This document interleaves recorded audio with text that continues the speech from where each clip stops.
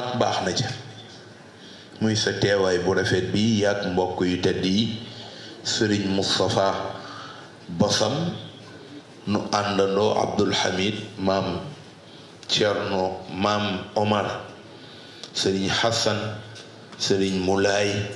Diop rawatina le maire de Tivaouane El Hadji Demba Diop Sy ñu ñëw pour rek wan mbokki taalibe yi ni xalifa bi li mu bëgg insha allah fii ci dëkk bi loolu lay am li mu bëggit ci réew mi loolu lay am li mu bëgg ci doxalin wi na mu ko bëggee insha allah loolu lay am ndax kuy taalibe ubbi nga sa nopp moom rekk ngay dégg li mu joxeñ kon loolu lañuy def ñu doore ko nag ci wàccaay yooyu dellu wan ne ni taalibe bokk na ci li koy sagal mooy fu mu déggee baatu kilifaam rekk mu doxal la kilifa ga bëgg bokk na it ci liy tax kilifa ak ñoŋam mu wóor ko ni njabootam lu mu bëgg loola dana ko def ca na mu ko bëggee à 100%. bokk na ci li septembre Serigne Habib wax na ko jamaatu Nuur dana ñëw jox ko li nga xamante ni moom la leen dénkoon ci taxaw ak taxawaay taalibe sikki nga xool gis bijou bu rafet bi di mooy jumaay Seydi El Hadj Malick ci biir programme gàmmu gi la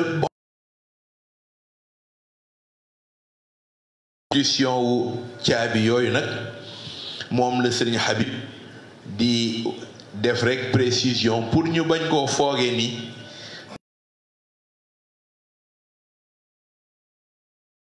ñëw pour jot caabi waxtaan ak taamu nag bés ba mu koy jullee insha allah yàlla na ko yàlla indi mu fekke ko te dal ko te yàlla gën a dolli wéram nun mbokki taalibe yépp nun mbokki jullit yépp nu àndandoo ci gannaawam ci bëgg-bëggam insha allah taamu joxeñ ñu yonent bi pour ñu seetaat ci melokaanam xam na ni pinc mu yonent bi mooy le meilleur exemple en tout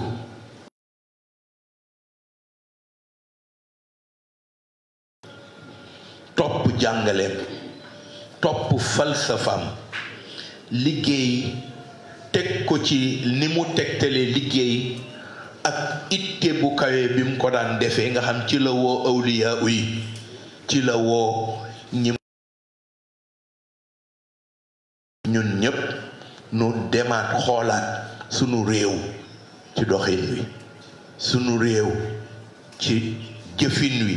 sunu réew ci lépp loo xamante ni na yaatu waaye dal gën a am parce que la mu waxoon inna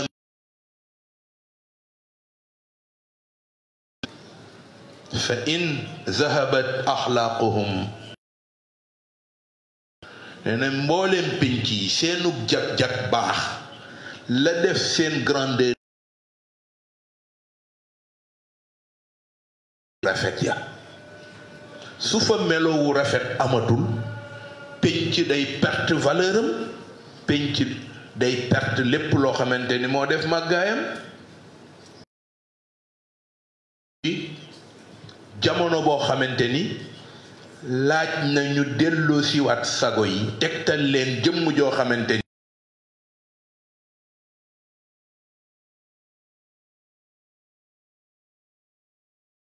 bëgg pour taalibe yi delluwaat gëstu xam nu ngi doxal doxalin woo xamante ni su jéggee boo moytul sunu penc damm boo moytul sunu penc yàqu mu bëgg ñu delluwaat ci melokaan yooya jeexat ca luñ ca taamu wane ko ci melokaan wi mu ko wane ñaan yàlla ci barkeem ci barke buy juram ya barkeem maamam ya yàlla na nu yàlla yeggale ci gàmmu sëriñ baa ngi woo ku ñi mënul yéene seen yéene bokk ca tabaarakallahu tàmmalee ko ci ni ko sëriñ Habib waxe boroom réew ak li mu ëmb ci ay gouvernement ak ministre yi ko séq chef de service yi nga xamante ni ñooy jàppalante ak ministère yi incha allah ñoom it mu ngi leen ci ca topp nag te mu bokk ci li nga xamante ni ñun ñépp war nañ ko bàyyi xel mooy ñëw gi nuy ñëw ak jamono biñ koy ñëwee ak li mu laaj xalifa bi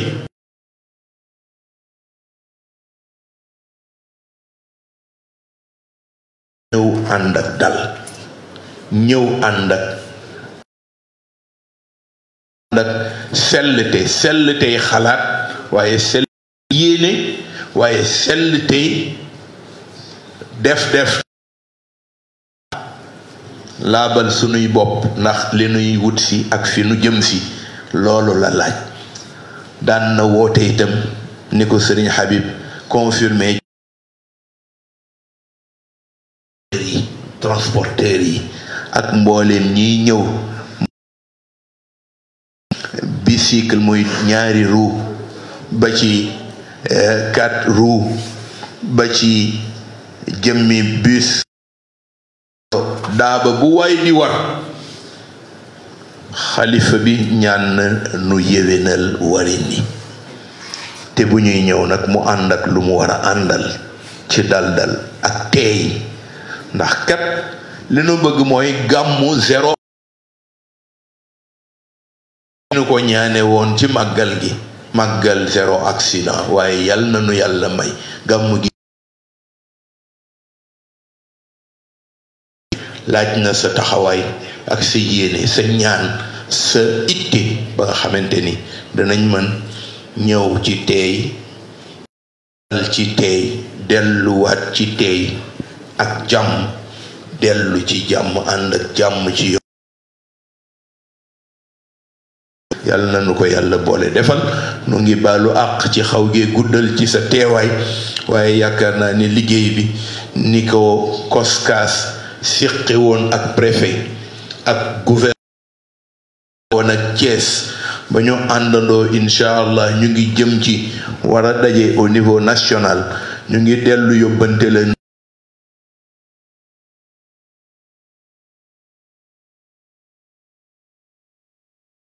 sunu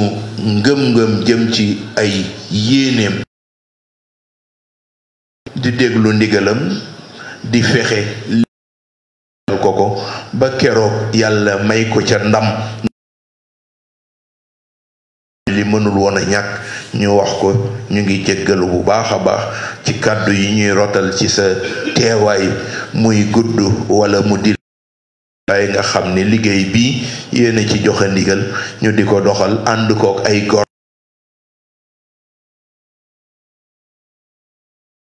ci cellule ci jamaatu nuur ca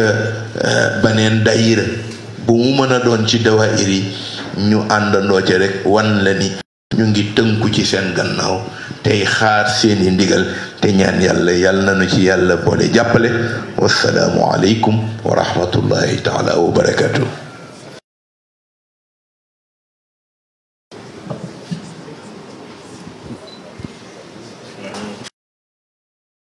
Présidentielle communication Sëñ Abdou Hamid li nga xam mooy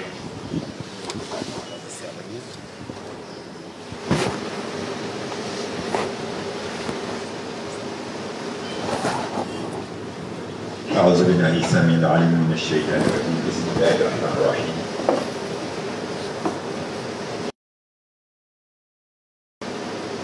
Éminence Serigne Cheikh Ahmed Tidiane Sy représentant du Khalife général de Tidiane, chers journalistes, chers membres du comité d'organisation au service du Khalife général des Tidianes par le président Mame Ousmane Samb,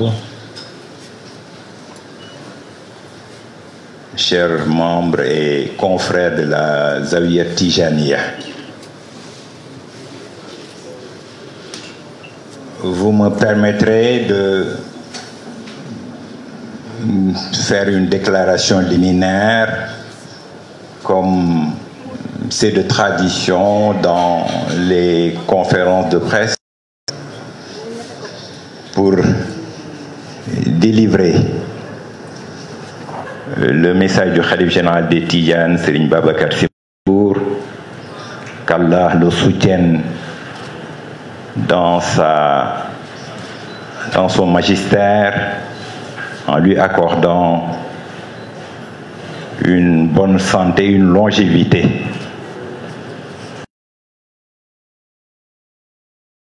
En français pour permettre aux organes de presse venus répondre à l'invitation du Khalife général des Tidianes, Serigne Babacar Sy Mansour, de pouvoir évidemment décliner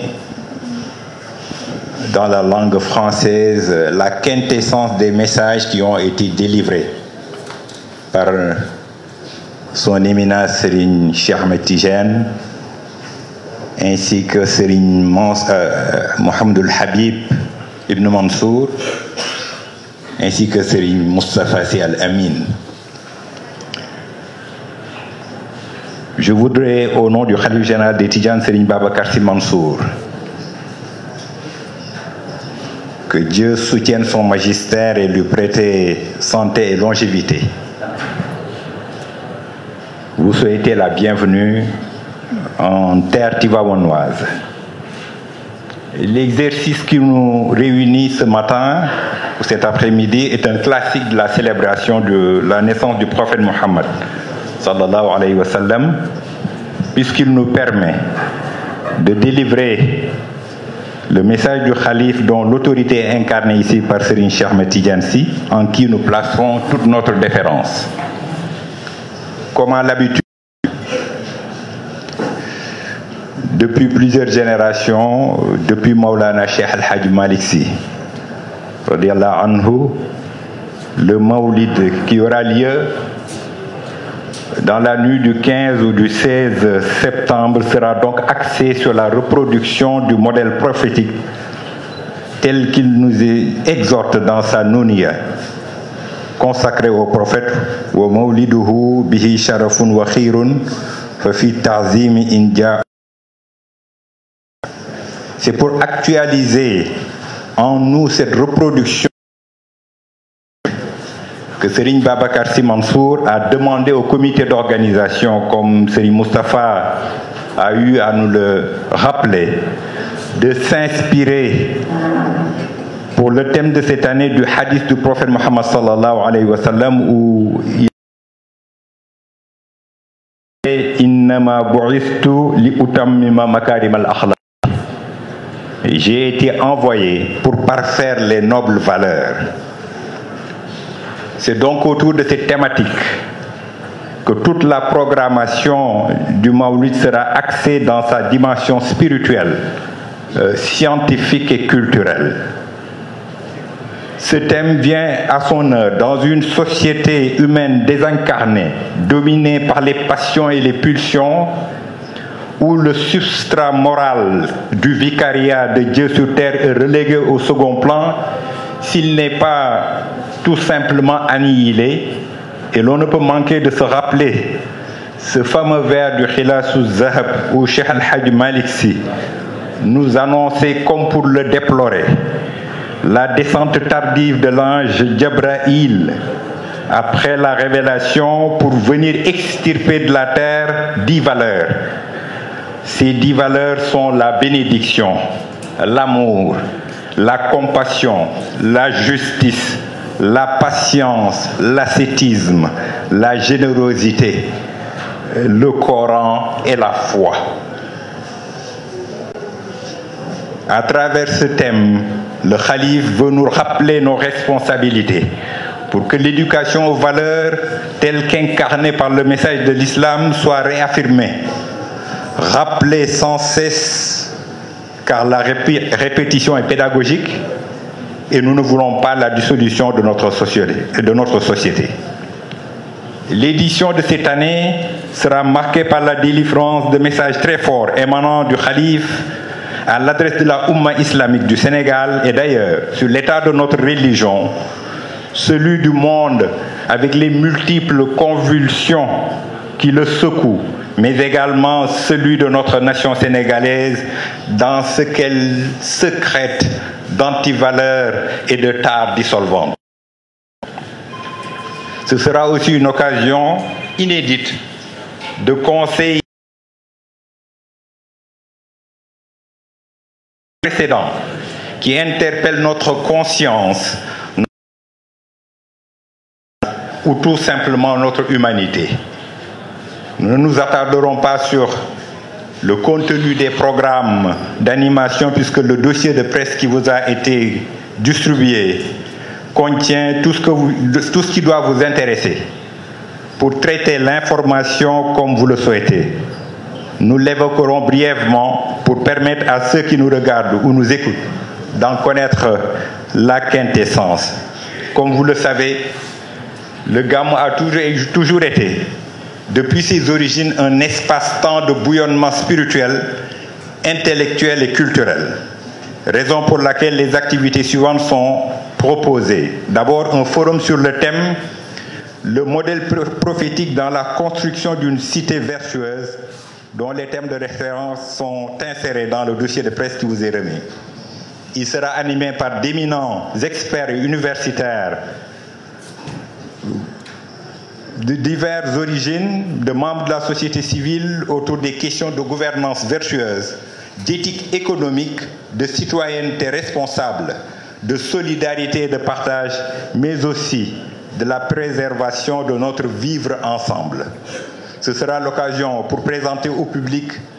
le livre collectif sur Cheikh Al-Hadj Malick Sy radiyallahu anhu, réalisé par des universitaires sous la conduite du professeur Abdou Salam Fall. Un livre qui sera présenté au public, mais dont la préface a été rédigée par notre référence Serigne El-Hadj Malick Sy Maodo. Évidemment, un livre très attendu sur lequel des universitaires ont eu à travailler sur l'œuvre majeure de Cheikh Al-Hadj Malick Sy radiyallahu anhu. Donc ce forum se tiendra donc le 14 septembre, comme nous l'avons indiqué évidemment dans la soirée, parce que ce jour coïncidera avec la remise des clés de la grande mosquée dont doit s'acquitter Jama'atul Nour As-Sunniya pour remettre les clés de la grande mosquée au maître d'œuvre, le maître d'ouvrage qui est le Khalife général des Tidjanes, Serigne Babacar Sy Mansour. Au-delà de ce forum, il y aura également un hackathon. C'est disons le pendant innovatif et innovant plutôt du Maoulid, visant un peu à convoquer l'innovation technologique et encourager la créativité digitale pour le mettre au service de la religion. Donc un hackathon qui se passera les 7 et 8 septembre, où des centaines de jeunes seront regroupés à Tivaouane et où ils auront l'occasion justement de montrer tout leur talent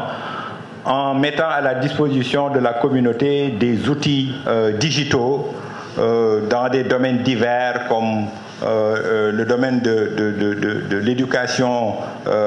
numérique, le e-learning, les plateformes de bibliothèques numériques, etc., etc. Tous les besoins, en tout cas, on les mettra dans les conditions qui leur permettent un tout petit peu de mettre à notre disposition des outils que nous pourrons utiliser pour une meilleure valorisation du patrimoine culturel et scientifique de la Hadra Malikiya.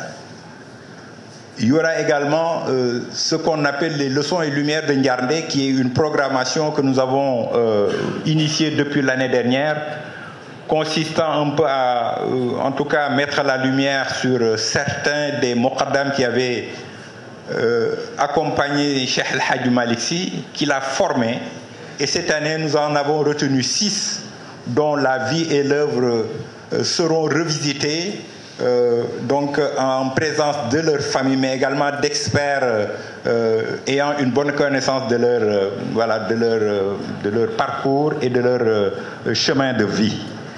Donc les 6 qui ont été retenus, c'est Mam Mor Khoudjessi, Mam Mor Bintessi, Mam Mor Amintessi, Mam Mor Anta Kébé, Mam Gorsane Nyang et Mam Daouda Dia. Ce sera donc la veille du Maoulid que ce programme sera en tout cas tenu. Il y a également un atelier que nous avons en tout cas programmé en relation avec la commission entrepreneuriale de la Zawiya Tijaniya sur les mécanismes d'accompagnement financier et non financier des daïras. Ce sera donc le dimanche 8 septembre. Les autres temps forts qui méritent votre attention sont les suivantes. Le premier bourde évidemment à Tivaouane, qui sera naturellement un moment de ferveur et de mobilisation des fidèles. Les bourdes décentralisés, évidemment. L'exposition qui sera organisée par la commission jeunesse du COSCAS avec un volet numérique. Les Durus Malikia ou leçons malikiennes qui sont des audiences publiques pour revisiter le patrimoine littéraire de notre école, l'école de Cheikh El Hadj Malick Sy. Il y aura également un autre classique qui sera également maintenu, le spectacle Son et Lumière, donc la veille du Gamou, avec les amis du regretté Jean-Pierre Lers, conduit par son premier assistant Alioune Badara Sarr, dont le thème portera sur le prophète Mohammed sallallahu alayhi wa sallam, source d'inspiration inépuisable pour coller au thème de cette année. Évidemment, la cérémonie officielle, dont la particularité cette année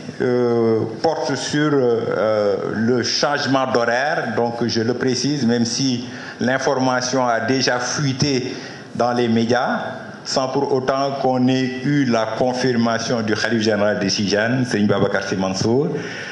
Cette année, le Khalif général des Tijanes souhaiterait que la cérémonie officielle se tienne plus tôt, c'est-à-dire dans la journée, dans la matinée du jour du Maoulid. Tenant compte des contraintes, en tout cas de temps, mais également d'organisation, car nous le savons tous, nous sommes en période d'hivernage, où à tout moment il peut pleuvoir, hein, et nous savons tout le mal que les invités du Khalif se donnent pour, à la fin de la cérémonie officielle, rejoindre leur lieu d'hébergement pour ensuite devoir revenir pour la nuit du Maoulid. C'est très très difficile, c'est la raison pour laquelle le Khalif a donné l'autorisation au comité d'organisation de remonter l'heure de tenue de la cérémonie officielle et de commencer les mises en place à partir de 9h. C'est-à-dire que 9h, la mise en place démarrera et nous tenterons de faire en sorte que tout le protocole puisse être respecté à partir de 11h pour démarrer et finaliser la cérémonie officielle avant la prière de Tisbar, parce que comme nous le savons, c'est une contrainte religieuse sur nous et le Khalif ne voudrait pas qu'on empiète sur en tout cas l'orthodoxie en suspendant la cérémonie ou bien voilà de devoir le continuer alors que notre responsabilité cultuelle en tout cas. Donc voilà un peu la nouveauté de cette année et nous profitons de votre présence. Devraient y participer, de prendre toutes leurs dispositions pour pouvoir en tout cas regagner Tivaouane de manière à ce que la mise en place puisse se faire dans la matinée et donc dans la matinée allant vers le début de l'après-midi. Voilà un peu les précisions que nous voudrions amener. Au-delà donc de la cérémonie officielle, comme nous l'avons dit, il y a également d'autres temps forts. Le Takussan Seydi Jamil, le Takussan de Seydina Cheikh de Sokhna Aïda Sy, qui aura lieu également le samedi 7 septembre. Et la nuit du Gamou, qui est pour nous le socle à partir duquel le Khalife général des Tijanes délivrera, entouré de toute la famille de Cheikh Al-Hadji Malick Sy, les messages tels que Seydina Hadji Malick Sy radiyallahu anhu avait l'habitude de le faire, suivi en cela par ses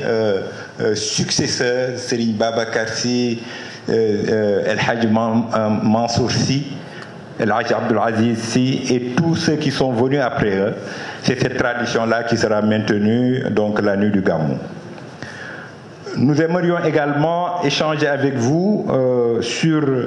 la partie qui vous concerne en tant que journaliste,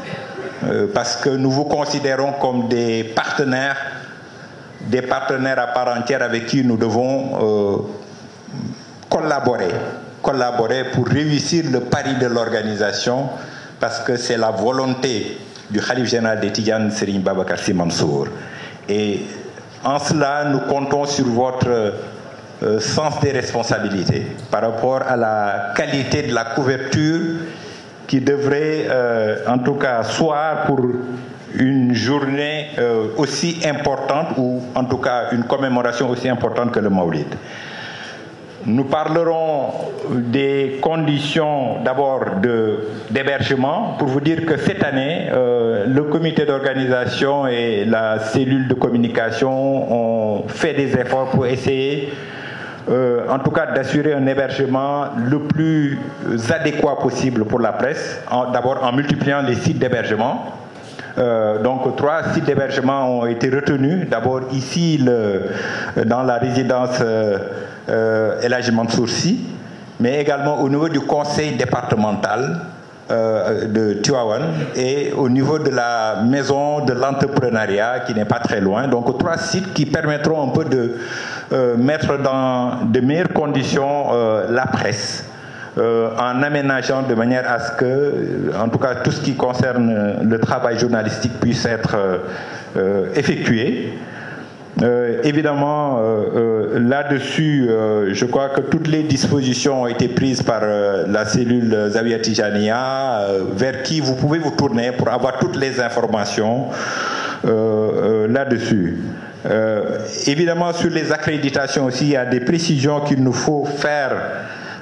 évidemment, pour vous permettre un peu d'être en phase avec donc la cellule de communication. D'abord, les accréditations peuvent se faire en ligne à travers le site zawiya.sn, www.zawiya.sn, accréditation, pour vous permettre un peu de vous inscrire en ligne. Aucun accès dans les temps forts et dans les lieux où la programmation se passe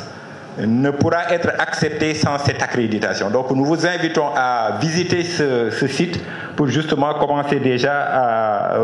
procéder à votre accréditation. Évidemment, il y a aussi des précisions à apporter parce que nous aimerions aussi avoir les meilleures commodités. Les meilleures commodités pour permettre un peu à ce que la presse puisse travailler dans les meilleures conditions, mais également permettre au comité d'organisation de pouvoir assurer en tout cas le confort nécessaire dans les lieux de culte où se passeront les bourdes et le gamou. Évidemment, là-dessus, de nouvelles dispositions ont été prises.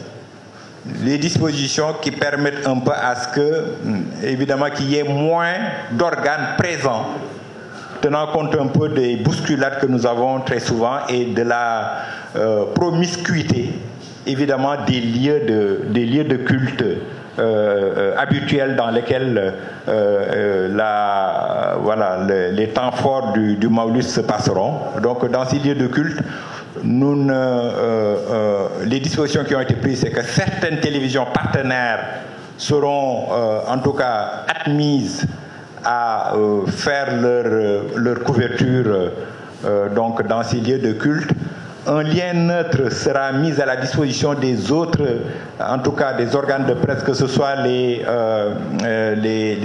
sites en ligne, pour pouvoir justement faire la retransmission telle qu'ils le souhaiteraient. Ceci pour justement appeler votre sens de la compréhension, tenant compte un peu aussi des contraintes d'espace qu'il y a dans les lieux de culte, qui ne sont même pas suffisants pour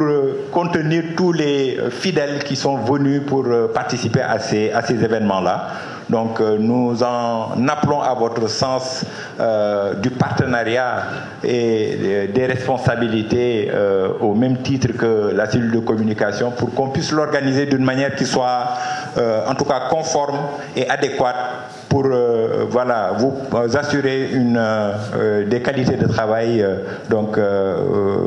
appropriées. Voilà ce que je pouvais apporter là-dessus, mais aussi préciser que toutes les régies au niveau de la Zawiya de Serigne Babacar Sy par exemple, toutes les régies sont appelées à se mettre au premier étage, c'est-à-dire que nous n'accepterons aucune régie donc sur le sous-sol. Donc, parce qu'il n'y a pas assez d'espace et ça crée beaucoup de gêne. Nous l'avons constaté ces dernières années. C'est la raison pour laquelle, de la même façon que à la Zawiya de Cheikh Al Hadj Malick Sy, c'est pareil. Donc, toutes les télévisions ne pourront pas y être. Les télévisions partenaires avec qui nous travaillerons, en relation aussi avec le pôle production donc de la Zawiya Tijaniya, prendront les dispositions pour mettre à votre disposition en tout cas les liens neutres qui vous aideront un peu à faire votre couverture de la manière la plus adéquate. Voilà les précisions que je voudrais apporter donc, et porter à votre attention, en vous remerciant tous pour avoir fait le déplacement à Tivaouane, connaissant votre engagement traditionnel à nos côtés. Je m'en limiterai là et je ferai un petit résumé en wolof pour permettre à ceux qui sont d'expression, les médias qui sont d'expression wolof, de pouvoir justement recueillir la quintessence de ce que nous avons en tout cas délivré comme message tout à l'heure. Nous vous remercions de votre aimable attention. Wassalamu alaikum wa rahmatullahi ta'ala wa barakatuh.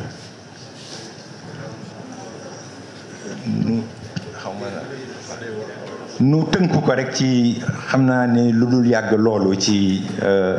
wolof tuuti di nuyu suñu bokk journaliste yi nga xamante ni ñëw nañu teew ci woote bii di woote yàlla di woote Cheikh El Hadj Malick Sy radiyallahu anhu, di woote ki nga xamante ni moo ko fi teewal di mottali mission bi nga xamante ni moo tegu ci kawam, mu di al xalifa Serigne Babacar Sy Mansour, di ñaan yàlla dolli ko wér, dolli ko jàmm, mottalil ko ay yéeneem ak i mébétam ci kanamu njabootu Cheikh El Hadj Malick Sy radiyallahu anhu yépp, di ca tudd ñaar ñu yóbbaale ñi ci des ñëpp, mu di suñu bàyyi El Hadj Malick Sy Maodo, na yàlla dëgëral ko te sàmm ko dolli ko wér, di ci tudd suñu bàyyi Serigne Babacar Sy Abdoul Aziz, yàlla moom it dolli ko wér, dolli ko sutura, dolli bàyyi leen ci sunu kanam ba nu yàgg noo gunge. di ca teg suñu baay yu tedd yi Serigne Cheikh Ahmed Tidiane Sy mi nga xamante ni moo ko fi teewal tey, mu yóbbaale rakkam yu tedd yi nga xamante ni ñoom la seqal Cheikh El Hadj Malick Sy. di nuyu Serigne Habib Mansour ak Serigne Moustapha Sy Al Amin ak njabootu Cheikh El Hadj Malick yi fi teew yépp, ñu ngi ciy tudd Serigne Mam Omar Ndiaye, Serigne Moulay Diop, Serigne Hassan Sy, waaye di beral nuyoo ki nga xamante ni moo nu dalal tey, mu di Haj Demba Diop Sy, sama patron laa koy woowee ndax moo may jox ay instruction ci ni ñuy doxalee gàmm gi waaye di nuyit suñu ndijaay di ko jox wàccuwaayam Serigne Moustapha Sy ibnul Khalifa tabarakallahu dëgg yàlla lii nuy def yépp nag moo nu ko sant ndax mooy ndijaay bi di wéyjur bi tabarakallah ngir leenu bokk ak nun maag sëñ Moustapha ak sëñ Habib li mu doon ci ñun dafa bëri loolu macha allah ci Abdoulaye Cheikh ba ca Tabara Cheikh tabarakallahu macha allah li nuy def yi yépp moo ko moom wax dëgg yàlla di nuyu ma Ousmane Samb sama président di nuyu bokki koskaas yi fi teew yépp ak bokki Zawiya Tijaniya yi nga xamante ni ci seen loxo la ñu tegoon liggéey bi di leen ci jaajëfal ñu tudd ci Soxna Astu Si tudd ci Jaakula Siise tudd ci As Ñang macha allahu ak bokk yu tedd yi ñu ko àndal yépp nag bàyyiwuñu kenn Abdoul Aziz Lo Abdou Mané Seydou Nourou macha allah ñoom ñëpp tabarakallah di ñu liggéey Bachir ku lim Dioum ñoom ñëpp tabarakallah leen waroon ci seen kër maam ak ci bis bi def nañu la ca war macha allah ñu sant leen ci li ñu ko waxee rek ci tënk programme bi nga xamante ni tudd nañu ko léegi duñ ci dellu siwaat ndax yéen a ngi yor dossier de presse bi waaye ñu fàttali rek disposition yi nga xamante ni war nañ ko taxawal jëmale ci couverture gàmmu gi nga xam ni ñun dañu jàpp ni ñoo yéen ñoo ko seq ay partenaire lañu ci bu rafetee rek yàlla ak suñu partenariat ak suñu collaboration lay rafete kon nag dañu xam poids bi ngeen ci am moo tax ñu woote bi ndax dana dégg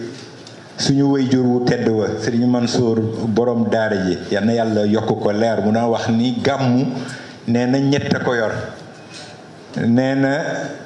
bu rajo ya nangoo nee na làmp ya leer reer ya doy nee na gàmmu ga neex na tabarakallahu te nag rajo yu nangu mooy lii ngeen di liggéey ànd koog ñun macha allahu daiman mu doore woon ca ba nga xamante ni Sénégal benn média rek a fi amoon mu di RTS ay léegi média yaatu na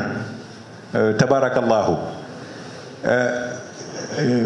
ngeen di ñëw di ñu fekk si xam ni ñoo nag yéen a bokk responsabilité bi loolu ñu ngi leen ci sant di leen ci gërëm di leen ci ñaanal yàlla di sant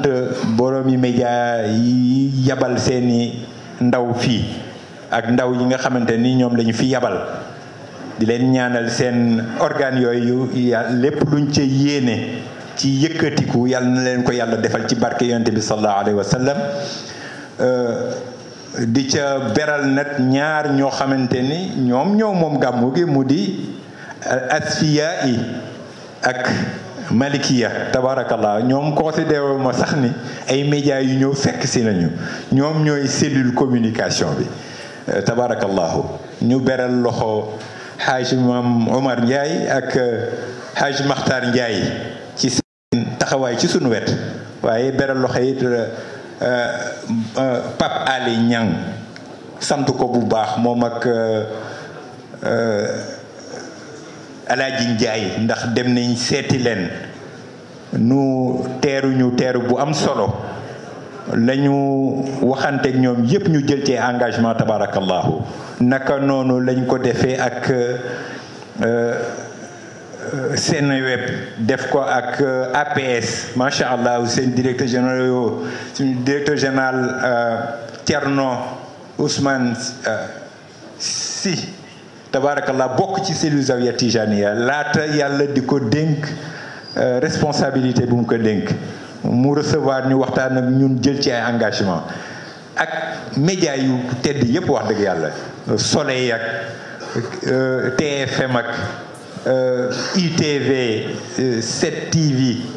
ku ci nekk ci ñoom jël nga bis bi def ko muy sa bisu bopp tabaarakallaahu ci la ñu jot a am ak ñoom ci ay échange ñuy ñaan yal na yàlla dëgëral leen te sàmmal leen seeni organe ba lépp lu ñu ci yéene mébét ko ci yàlla defal leen ko ci tabaarakallaahu nu rek dellu si ci information yi ñu leen jox ci wàllu liggéey bi moo di wàllu hébergement bi wax nañ ko ni ren def nañu ay effort ngir fexe ba dëkkuwaay yi gën a yaatu moo am 7 sites yoo xamante ni jot nañu ko retenir ngir mën fa dalal ay journalistes ndax fii ñu joxoon ci résidence El Hadj Mansour doyatul woon ci média yi nga xamante ni ñooy ñëw di wàll si ci gàmmu gi tabaarakallah ndax booy recevoir lu xaw yegg 600 ba 700 journalistes accrédités doo mën a yam ci ñaar fukki néeg moo tax ñu wut yeneen site di sant nag kilifa dëkk bi dale ko ci conseil départemental ak mairie bi tabaarakallahu nga xam ni taxawu nañ ñu ba yokkal ñu ay bërëb yoo xam ne daañu fa mën a dalal journalistes yi tabarakallahu partenaire Sonatel mi nga xamante ni moo ñuy jox espace presse yi nga xamante ni ci la ngeen di mën di def seen liggéey tabarakallahu yooyu yëpp daañu jël disposition yi ca war ak ñoom ba nga xamante ni fu nit mën a nekk doon journaliste da nga mën a def sa liggéey na mu ware tabarakallahu ñu wax leen aussi ne accréditation yi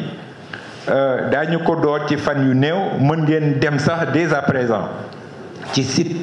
cellule Zawiya Tijaniya www.zawiya.sn ci rubrique bi nga xamante ni moom la ñu consacré affaire accréditation ngeen jël fa li nga xamante ni mooy remplir fa fiche d'accréditation yi su ko defee daañu mën a permettre ñu xam ñi ñëw mën a def prévision yi war ba nga xamante ni la ca war ci ñoom daañu ko mën a mottali kon nag ñu di leen ci woo ngeen def ko ndax ci ni ñu organiser képp ku bëgg a accéder ci temps fort yi ak ci bërëb yi nga xamante ne fa la liggéey yi di amee dana jaadu nga accrédité sinon comité d'organisation bi ak cellule communication daañu am jafe-jafe ci mën la jàllale kon nag ngeen def liggéey boobu rek ngir jàppaleenu ko dem accrédité wu du yàq dara te du leen jëlal temps dana permettre liggéey bi gën a jaar yoon bu dee ci wàllu couverture yi wax nañu ko moo di am na disposition yoo xamante ni jël nañu ko ci bërëb yi nga xamante ni mooy bërëb yu tedd yi liggéey yi di amee ak waxtaan yi mu jëm ci zawaaya yi nu wax ni xat-xat yee ci am tax na ba li ñu gis ci at yi passé moo di jafe-jafe daan na am ci mise en place yi ren nag disposition yi ñu jël moo di daañu fexe ba am na yenn ci télévision partenaires yoo xam te ni daañu leen permettre ñu nekk ci espace yooyu waaye ñu fexe ba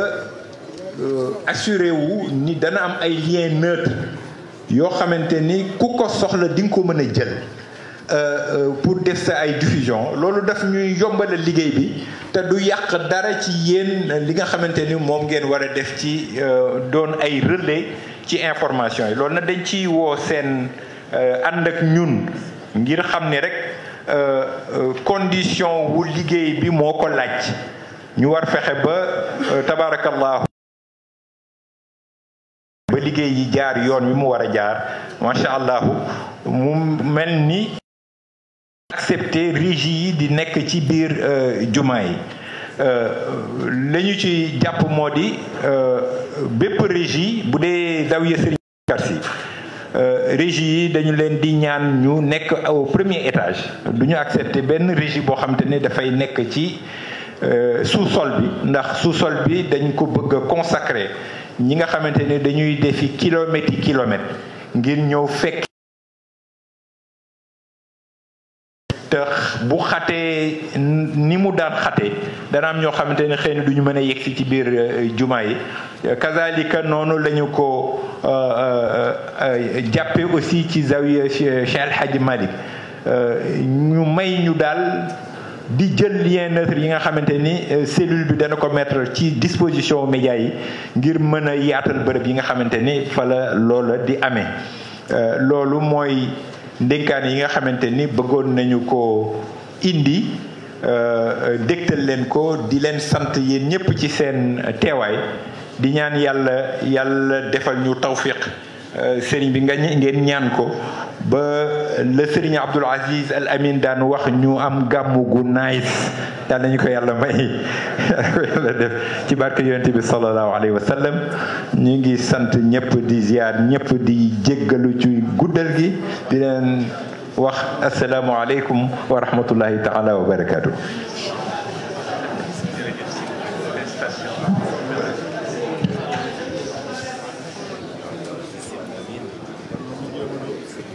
mbokk yi